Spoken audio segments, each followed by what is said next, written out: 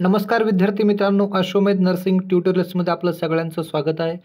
मित्रांनो, या दिवसाची आपण खूप दिवसापासून वाट बघत होतो. आज तो दिवस या ठिकाणी उजळलेला आहे आणि या ठिकाणी जे नोटिफिकेशन आहे ॲडमिशन प्रोसेसचं ते त्या ठिकाणी टाकलेलं आहे DMER वाल्यांनी. तर BSc नर्सिंग जे फर्स्ट सेमिस्टर आहे, जी ॲडमिशन प्रोसेस आहे, त्याचं शेड्यूल जे आहे त्या ठिकाणी डिटेल्स या ठिकाणी अपलोड केलेलं आहे. तर याच्यामध्ये सेंट्रलाइज ॲडमिशन प्रोसेस, ज्याला आपण कॅप राऊंड म्हणतो किंवा कॅप प्रोसेस म्हणतो, याच्यासाठी त्याचं शेड्यूल आहे अकॅडमिक इयर 2024 आणि 25साठी.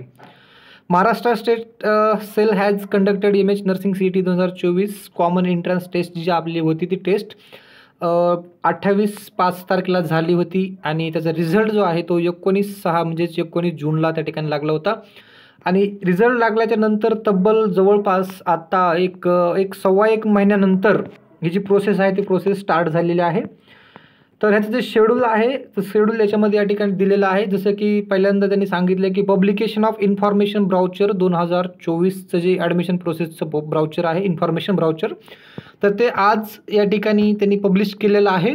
आपल्या वेबसाईटवरती तुम्ही लॉग इन करून किंवा mahaCET.org या वेबसाईटला गेल्याच्या नंतर राईट कॉर्नरमध्ये वरल्या साईडला admission process for academic year 2024-25 अशा प्रकारचा एक मेन्यू असेल. त्याच्यामध्ये तुम्ही क्लिक केल्याच्यानंतर आत ओपन झाल्याच्या नंतर तुम्हाला त्या ठिकाणी इन्फॉर्मेशन ब्राउचर एका साईटला आणि एका साईटला जी नोटिफिकेशन आहे नोटीस नंबर 10चं आहे तुम्हाला आढळून येईल.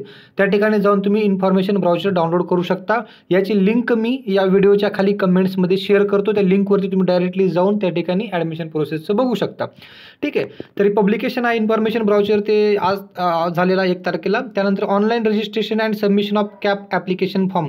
आता ऑनलाईन रजिस्ट्रेशन म्हणजे ऑनलाईन तुम्हाला रजिस्ट्रेशन करावं लागतं कॅप प्रोसेससाठीचं. तर ते रजिस्ट्रेशन करण्यासाठी जे काही सबमिशन आहे त्याचं ते 1 तारखेपासून 10 तारखेपर्यंत म्हणजे साधारणतः 10 दिवसाचा तुम्हाला कालावधी दिलेला आहे. 10 दिवसामध्ये तुम्हाला कॅप प्रोसेससाठी रजिस्ट्रेशन करायचं आहे. ठीक आहे. बऱ्याच वेळेस गेल्या वर्षी साधारणतः 1 ते 2 वेळेस डेट एक्सटेंड झाली होती कॅप प्रोसेसची, कारण गेल्या वर्षी फर्स्ट टाईम नर्सिंग CET होत होती. त्यामुळं बरेच त्या ठिकाणी विद्यार्थी त्या ठिकाणी कॅप प्रोसेसमध्ये त्यांनी रजिस्ट्रेशन केलं नव्हतं. बऱ्याच जणांना माहीत नव्हतं, समजलं नव्हतं. त्यामुळं जे रिक्वायर्ड समजा साधारणतः 8 ते 10 हजार आपल्याकडे BSc नर्सिंगचे सीट्स आहेत, परंतु तेवढे सीट्स पुरते रजिस्ट्रेशन आलेच नव्हते पोरांचे. त्यामुळं बऱ्याच सीट्स वॅकंट राहण्याचे चान्सेस होते, म्हणून त्यांनी डेट एक्सटेंड केली होती. परंतु यावर्षी खूप साऱ्या विद्यार्थ्यांनी BSc नर्सिंग CETचा फॉर्म भरला होता. बऱ्याच विद्यार्थ्यांनी त्या ठिकाणी फॉर्म भरून CET पण दिलेली आहे आणि ते चांगल्या मार्काने पास देखील झालेले आहेत CETमध्ये. त्यामुळं यावर्षी एक्सटेन्शन भेटेल की नाही भेटेल याची खात्री खूप कमी आहे. त्यामुळं 10 दिवसामध्ये तात्काळ तुम्ही त्या ठिकाणी रजिस्ट्रेशन करायचं आहे. जे रिक्वायर्ड डॉक्युमेंट्स वगैरे आहे त्याचा व्हिडिओ मी पहिल्यांदा अपलोड केलेला आहे, सोबतच आताही डबल अपलोड करेन.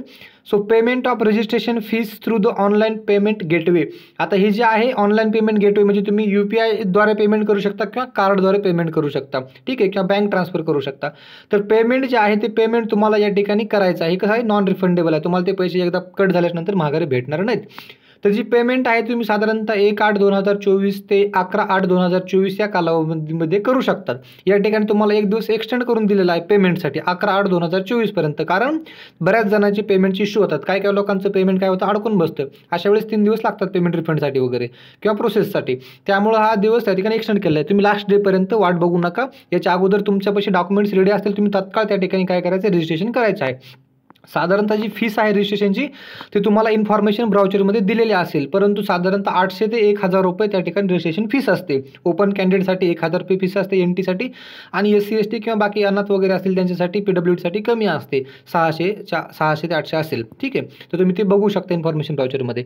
त्यानंतर आहे किंवा मी तुम्हाला व्हिडिओच्या खाली कमेंट्समध्ये फीस सांगून टाकेल थोड्या वेळानंतर अपलोड झाल्यानंतर. ठीक आहे. त्यानंतर आहे uploading of all required colour scan original documents in PDF file after successful payment. ठीक आहे.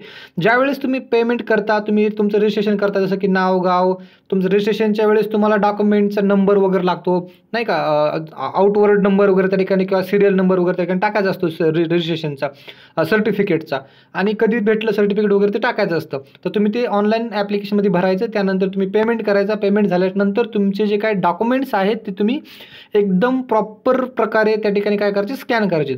जे तुमचे ओरिजिनल डॉक्युमेंट्स आहेत, जसे की तुमचं 10वीचं मार्कशीट आहे, 12वीचं मार्कशीट आहे, 10वीची सनद असेल, 12वीची सनद असेल. ठीक आहे. स्टेटमेंट ऑफ मार्क आपण त्याला म्हणतो किंवा पासिंग सर्टिफिकेट म्हणतो.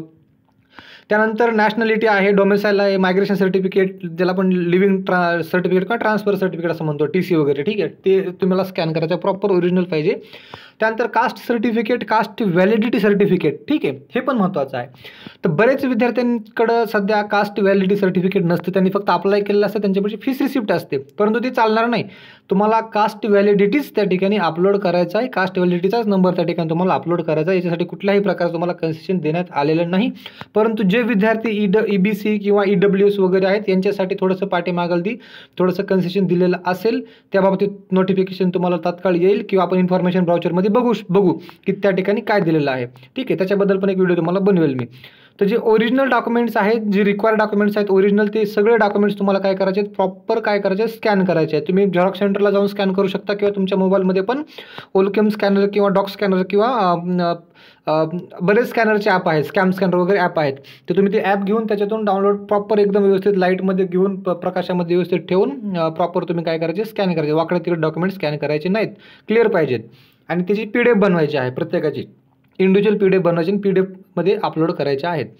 त्यानंतर पब्लिकेशन ऑफ मेरिट लिस्ट, याची जी मेरिट लिस्ट आहे ती लगेच दुसऱ्या दिवशी 12/8/2024 काय होईल, मेरिट लिस्ट पब्लिश होईल. आता याची मेरिट लिस्ट आहे ही तुम्हाला प्रोव्हिजनल मेरिट लिस्ट त्या ठिकाणी येऊ शकते, एक कच्ची मेरिट लिस्ट त्या ठिकाणी येऊ शकते, provisional merit list. May be एखाद्या वेळेस जर डेट एक्सटेंड झाली तर जी मेरिट लिस्ट पब्लिकेशनची जी आहे ती पुढे जाऊ शकते, ठीक आहे. तर प्रोव्हिजनल आल्यानंतर फायनल मेरिट लिस्ट त्या ठिकाणी येईल.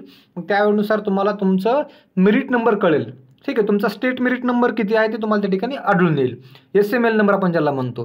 तर बऱ्याच विद्यार्थ्यांना मार्क्स 98-97% आहेत, परंतु त्या विद्यार्थ्यांना वाटतं की आपल्याला 98% मार्क आहेत, 99% मार्क आहेत. मग अशा वेळेस आपला मेरिट लिस्ट नंबर खूप कमी असेल, 200-100च्या खालीच असेल, ठीक आहे. असं नसतं.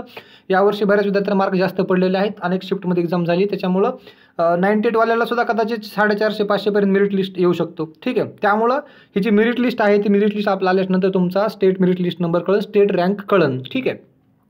तर ते आहे. त्यानंतर पब्लिकेशन ऑफ मेरिट लिस्ट आहे. त्यानंतर schedule for cap rounds will be displayed in due courses, ठीक आहे. ड्यू कोर्सेस म्हणजे या प्रोसेस झाल्याच्या नंतर काही दिवसांनी तुम्हाला काय होईल, कॅप राऊंडसाठीची जी काही प्रोसेस आहे ती त्या त्याचं एक नोटिफिकेशन पडेल.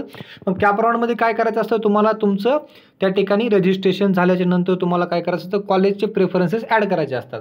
समजा कॅप राऊंड 1साठी तुम्ही प्रेफरन्स ॲड करा असं नोटिफिकेशन पडलं की तुम्ही काय करायचं, त्याच्यामध्ये तुमचे काय 100-200 जे काय तुमचे कॉलेज आहेत तुम्हाला त्यात टाकायचे आहेत किंवा काही लोकांना 10, 15, 20 टाकायचे आहेत, तेवढे कॉलेज तुमचे प्रेफरन्सनुसार तुम्हाला फर्स्ट चॉईसनुसार काय करायचं आहे, टाकायचं आहे. समजा तुम्हाला एखादं कॉलेज आवडतं, एक्झाम्पल समजा ससूनचं कॉलेज आवडतं, BJ नर्सिंग कॉलेज आवडतं, मग तुम्ही काय करणार, BJचा प्रेफरन्स पहिला टाकणार. तुम्हाला समजा वाटतं आता BJ नंतर आता मी समजा कुठलाही औरंगाबादचा आहे, ठीक आहे, संभाजीनगरचा आहे आणि तुम्हाला त्या ठिकाणी MGM कॉलेज आवडलं, ठीक आहे. तर तुम्ही काय करणार, सेकंड प्रेफरन्स MGMला देणार. समजा तुम्ही पुण्याचे आहे, मुंबईचे आहे, तेरणा कॉलेज आहे, तेरणा नर्सिंग कॉलेज, ठीक आहे, ते पाहिजे, तुम्ही थर्ड प्रेफरन्स त्याला देणार किंवा सिंहगड पुणे आहे ते फोर्थ प्रेफरन्स देणार. तर अशा प्रकारे तुम्ही काय करू शकता, त्या ठिकाणी त्याच्यामध्ये प्रेफरन्स ॲड करायचे. त्याच्याबद्दलचा पण एक सविस्तर व्हिडिओ, एकदम प्रॉपर व्हिडिओ त्या ठिकाणी मी अपलोड करणार आहे. तुम्हाला तरीही काय डाऊट्स असतील तर तुम्ही खाली कमेंट्समध्ये त्या ठिकाणी कमेंट्स खाली करू शकता, ठीक आहे. तर अशा प्रकारे क्या प्रोसेस आहे. या ठिकाणी त्यांनी इन्स्ट्रक्शन दिलेलं आहे. Instruction, candidate should read information brochure तुम्ही अगोदर पूर्णपणे रीड करायचं आहे. इन्फॉर्मेशन ब्राउचरमध्ये तुम्हाला गव्हर्नमेंट कॉलेजला फीस किती आहे, काय आहे, डेव्हलपमेंट फीस वगैरे सगळ्या गोष्टी त्या ठिकाणी त्यात दिलेल्या असतील, तुम्ही त्या ठिकाणी बघायच्या आहेत. प्रायव्हेट कॉलेजची फीस त्या ठिकाणी बऱ्याच ठिकाणी इन्क्लूड नसते, इन्फॉर्मेशन ब्राउचरमध्ये पण नसेल, फक्त कॉलेजची लिस्ट असेल. तर तुम्हाला त्यासाठी फीस किती कॉलेजला किती आहे हे बघण्यासाठी तुम्हाला फीस रेग्युलेशन अथॉरिटीची FRAची जी वेबसाईट आहे त्या वेबसाईटला जायचं आहे. कॉलेजचं नाव सर्च करायचं, नावाच्या खाली कॉलेजचा डाटा येतो आणि त्या कॉलेजची फीस किती आहे काय आहे त्या ठिकाणी दिलेली असते. आणि FRAची जी फीस असते ती लास्ट इयरची फीस असते, ठीक आहे. लास्ट इयरची फीस किती आहे, एक ॲव्हरेज फीस त्या ठिकाणी 10,000 कमी जास्त 10 किंवा 5,000 कमी जास्त पकडून तुम्ही त्या ठिकाणी चालायचं असतं. तर ते त्या ठिकाणी फीस आहे. पण बरेच जे कॉलेजेस आहेत ते कॉलेजेस फीस रेग्युलेशन अथॉरिटीच्या अंडर जात नाहीत, त्यामुळे त्या कॉलेजमध्ये फीस जास्त असू शकते, ठीक आहे. हे पण विचार करा तुम्ही. फीसबद्दल मी एक सेपरेट व्हिडिओ तुम्हाला अपलोड करतो, ठीक आहे, त्याच्याबद्दल तुम्ही टेन्शन घेऊ नका. तर अशा प्रकारे ही प्रोसेस आहे. त्यानंतर candidate should upload the all required documents before the last date of document verification. Last डेटच्या अगोदरच तुम्हाला काय करायचं आहे, सगळे डॉक्युमेंट त्या ठिकाणी अपलोड करून टाकायचे आहेत. आणि सगळे डॉक्युमेंट्स त्या ठिकाणी रेडी करून ठेवायचे आहेत. आता डॉक्युमेंट्स कोणकोणते लागतात याचा व्हिडिओ मी काही लेटेस्ट व्हिडिओमध्ये बनवलेला आहे. काही दिवसाखाली 1 महिन्याखाली साधारणतः अपलोड केलेला व्हिडिओ आहे. परंतु तरी देखील तुम्हाला मी एक नव्याने व्हिडिओ अपलोड करतो थोड्या वेळामध्ये. तर तुम्ही तो व्हिडिओ बघू शकता. डॉक्युमेंट्स कोणकोणते लागणार आहेत ती खूप महत्त्वाचा व्हिडिओ असेल तो. तर ही जी प्रोसेस आहे एकदा मी थोडंसं आपण रिवाईज करूयात.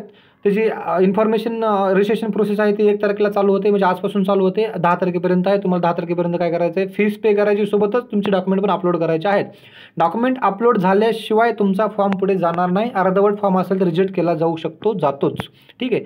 त्यामुळं तुम्ही 1 ते 10 दिवसामध्ये काही येणाऱ्या 4-5 दिवसामध्ये काय करायचं आहे, पटकन त्या ठिकाणी डॉक्युमेंट्स अपलोड करून फीस पे करायची आहे. बाकी प्रोसेससाठी वाट बघायची आहे, नेक्स्ट प्रोसेससाठी. ठीक आहे. अशा प्रकारे आहे. तुम्ही तात्काळ जर डॉक्युमेंट्स नसतील तर डॉक्युमेंट्स काढा आणि कामाला लागा.